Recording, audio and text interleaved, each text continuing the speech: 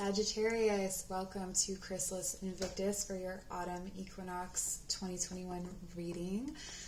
I hope this finds you well. Autumn Equinox is a brilliant time to connect with our magic, to connect with our ancestors, the spirits.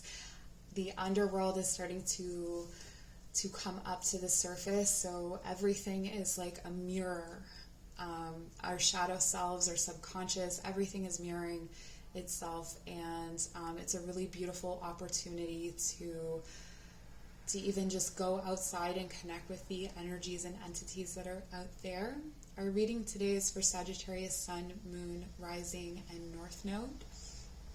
And you have the cards here of Hazel and Vine. So wisdom and wine. I feel like there's a certain kind of intoxication for you at this time that comes from ideas. It's a very Sagittarian thing. You've left behind something, or you are leaving behind something that had you on the hook, that you were hooked on, that you were attached to, that you maybe thought you needed in order to exist, or in order to have meaning in your life. This could be a system of meaning, this could be a religion, this could be a system of belief, it could be a philosophy, it could be a science, it could be a person, it could be a family. You know, there's something that was really meaningful to you that had you on the hook, and you are now being released. So you were caught for a period of time, but I don't think that you realized that you were caught.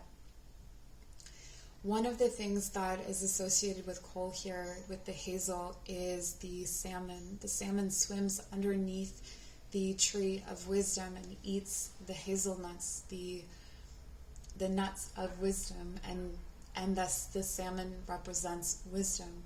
The salmon has the wisdom to swim upstream, to move through difficult situations. I feel like you've built up a lot of resistance here, and it feels like a spell has been broken.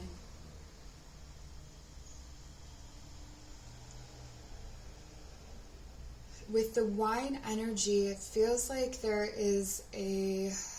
you have the ability now to really surrender into experiences of ecstasy. So you may want to, if you can, and I know that there's still a lot of restrictions, but involving yourself in group activities or those kinds of trance meditations and things like that, where you can become a part of the collective and feel that collective oneness, if you will.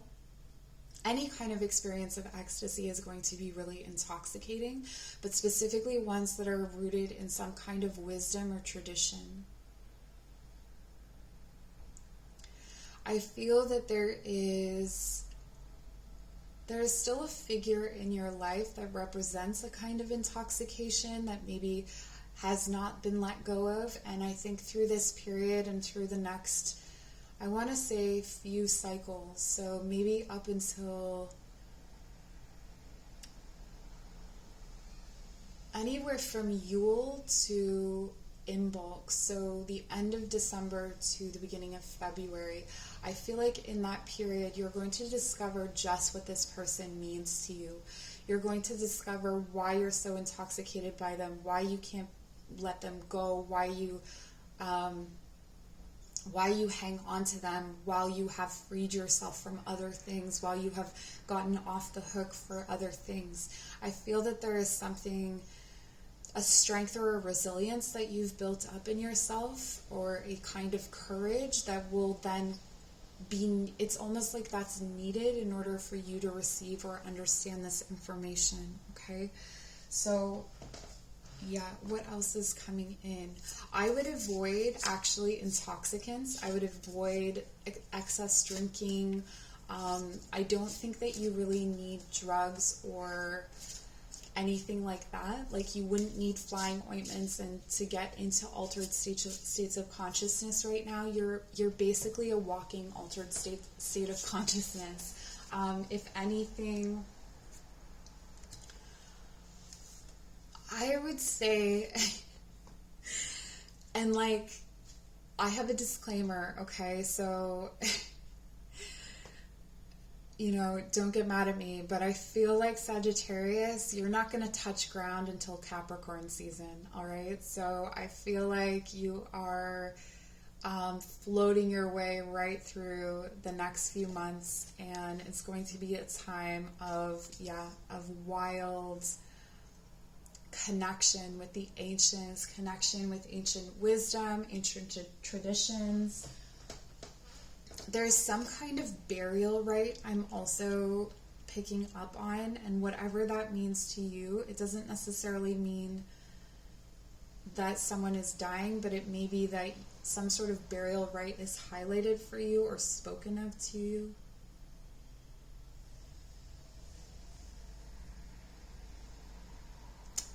With Alder, I feel like, because you are so floaty or magical through this time, I feel like it's going to be important for you to establish strong boundaries and strong defenses. And when we think of defenses here, we're talking about the defense of a mother bear, like a feminine energy. I believe the alder tree is where the feminine is born, so it has that mother energy. A strong protective mother energy is needed. This could also indicate that if you are a mother, you are going to need to have strong mother energy boundaries. There could be something that your child or children is intoxicated by, and they need your help and protection through this time. But it could be a burial rite that you learn about, or something that comes to light that sheds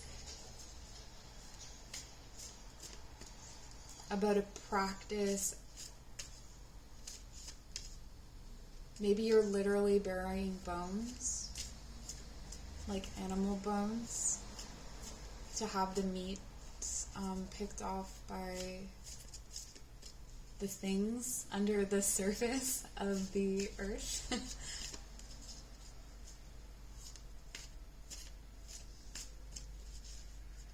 This is a good time to write poetry, to maybe even see if you can surrender yourself to poetry almost entirely, like communicate through poetry, think in poetry, read poetry. Because there's so much ambiguous energy here, and because we have this goddess energy coming through, it's like trying to make things intelligible will not help you. That's why I'm saying you're not really going to be grounded. It's like everything's going to be integrated Capricorn and onward through to the end of Sagittarius season, so the end of December. It's more like you are going to be in this goddess energy where you're getting prophecies, visions, things that don't entirely make sense, but you're just going with it because you feel you must. We have the Page of Bows. Interesting here. The Stoat. Yeah, there's something that's very emotionally slippery here. To do with a child, or to do with someone who has a younger energy than you. This could be someone that looks up to you or follows you in some way, where they are in need of your protection and guidance, but it's a spiritual protection. It's not, we did have another pile that had, I didn't even think of it at the time because it wasn't part of their message, where there's different kinds of protection that you can conjure. This is the Alder's protection. So call on the Alder for protection. You are also protected in this wisdom tradition.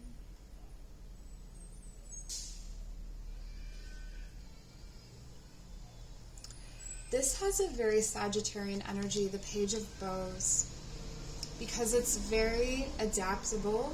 It's a mutable fire energy. It has a youngness to it, and maybe that you're guided to approach things from a younger perspective or with childlike wonder, and that's part of how you surrender. But again, here we have the Four of Stones protection.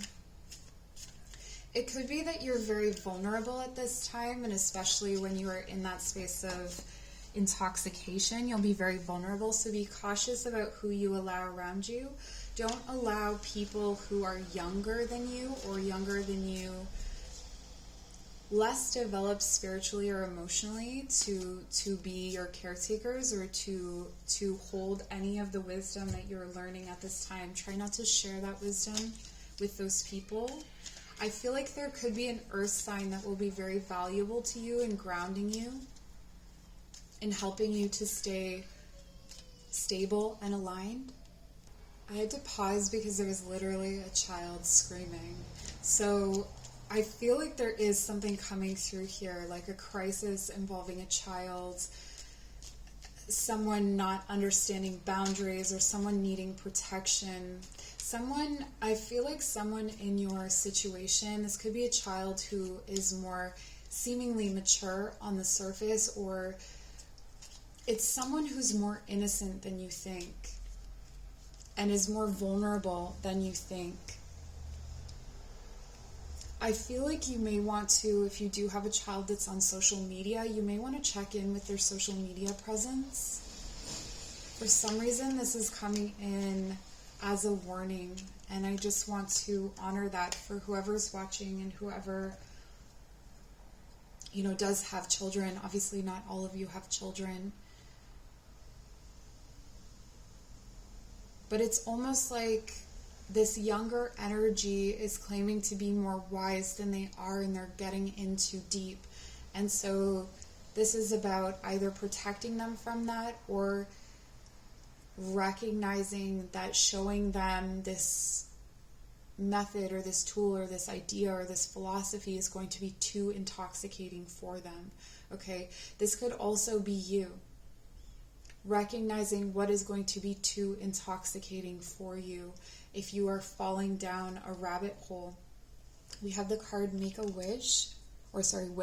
Make a wish with a dandelion in the wind. And reconnect. Secrets lurk in the captive shadows deep in the woods.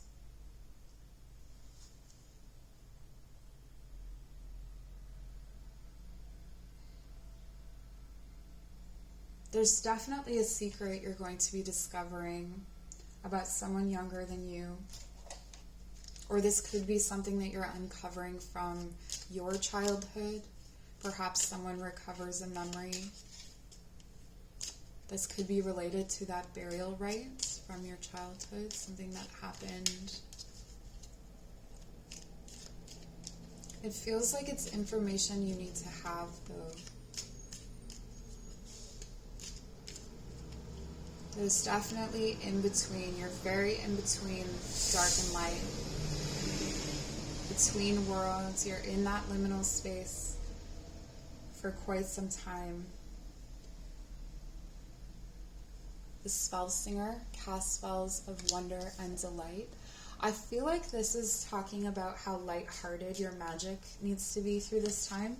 That joy, revelry, friendship, connection, things of that nature are the most important, because you have all these heavy energies around you. Any magic that you're working should have a lightness to it, not a heaviness to it. If there's dark energies coming toward you, reflect them with light rather than reflecting them with a hard defensive dark. This is kind of that mother energy of loving. Like you love your child even when they hate you for setting a boundary, that kind of thing. Setting your limits with people.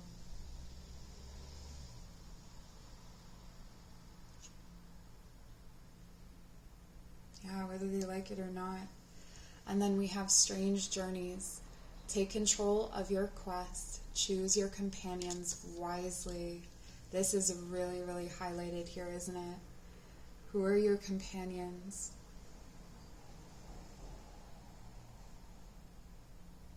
There's something about a cauldron. A cauldron coming too close, or someone's magic being borrowed from yours. And I think this is separate from the child thing. Like it's like there's a number of younger energies, or there's a number of energies around you that almost feed, I want to say. And while you're in this space, you don't need that. So really focus on relationships that feel happy and bright and humorous and celebratory, but still with that earthiness, still with that groundedness, still with that sense of protection. Like, who do you trust? Who is wise? And I pulled an extra card for you. You got the Singer of Intuition. So much is coming through your third eye. So much is coming through your third eye that it will be hard. I feel like someone is standing there just sucking it out. It's like you intuit something and then someone takes it for themselves, but it's energetically.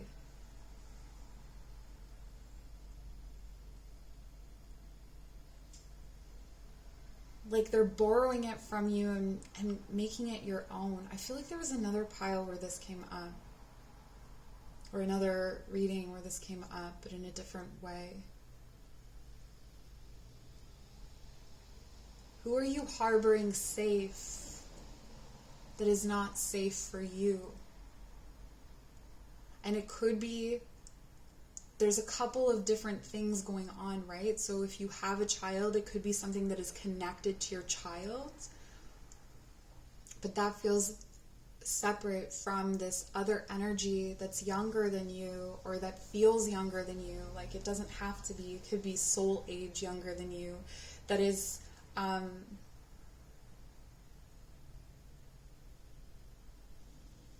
it's almost like they can take your intuitive visions and they can also place intuitive visions. Like, they have too much access to that space.